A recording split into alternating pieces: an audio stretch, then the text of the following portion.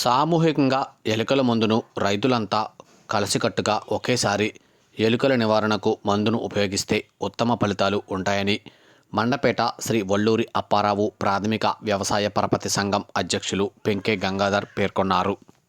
మండపేట వ్యవసాయ శాఖ ఆధ్వర్యంలో ఏర్పాటు చేసిన ఎలుకల నివారణ మందును సంఘ కార్యాలయం వద్ద ఉచితంగా పంపిణీ చేశారు.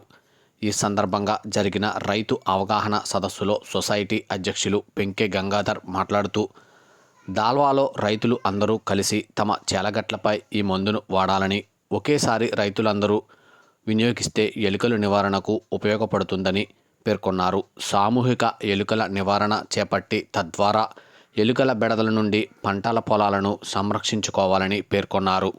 ఈ కార్యక్రమంలో వ్యవసాయ శాఖ అధికారులు, సిబ్బంది రైతులకు పలు సూచనలు చేశారు.